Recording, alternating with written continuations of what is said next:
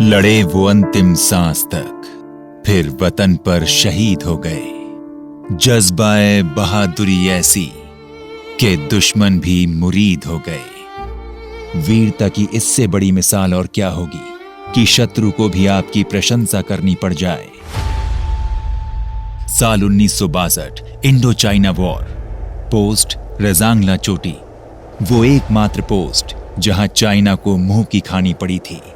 देश को आजाद हुए अभी महज 15 साल ही हुए थे। सैन्य साजो सामान के मामले में देश बहुत उन्नत नहीं था, तब भी बुलंद थे तो हमारे सैनिकों के हौसले।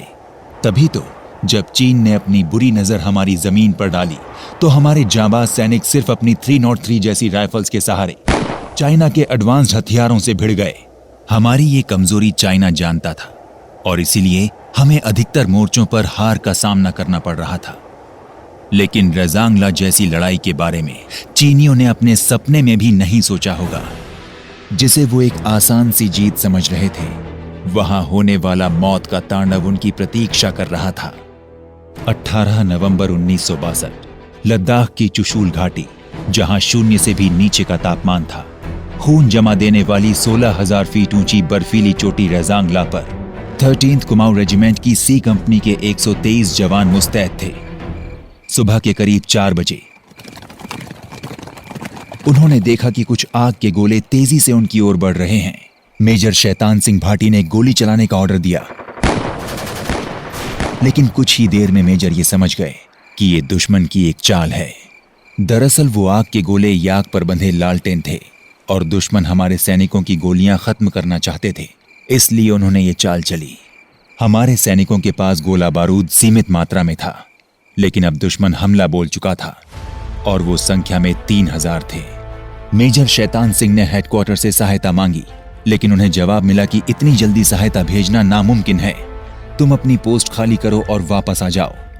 पर मेजर अपनी पोस्ट दुश्मन के हवाले नहीं करना चाहते थे और उन्हें जीते जी हार स्वीकार नहीं थी।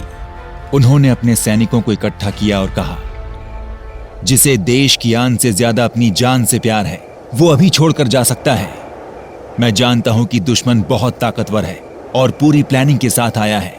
हम लड़ेंगे तो हमारा वीर गति को प्राप्त होना तय है, लेकिन परिणाम चाहे कुछ भी हो, मैं अपनी एक गज जमीन भी नहीं देने वाला। हमारे पास सिर्फ और सिर्फ एक ही रास्ता है, दुश्मन का खात्मा। जो तैयार है वो साथ चले। सबका जोशीला लहू दुश्मन को मिटाने के लिए खौलने लगा और सबने एक सुर में कहा, सर कटा सकते हैं लेकिन सर झुका सकते नहीं। और फिर ये 123 वीर सिपाही 3,000 दुश्मनों से भिड़ गए। लेकिन चीन ने सिर्फ आगे से ही नहीं बल्कि पीछे से भी वार किया था। रेजांगला की हर पोस्ट पर आगे और पीछे दोनों तरफ से हमला हुआ था। भीषण युद्ध छिड़ चुका था और हमारा एक एक सैनिक 100-100 दुश्मनों के सामने चट्टान बनकर खड़ा था। मेजर शैतान सिंह बिना किसी कवर के पोस्ट टू पोस्ट जाकर जरूरत के हथियार सप्लाई कर रहे थे और अपने सैनिकों का हौसला बढ़ा रहे थे।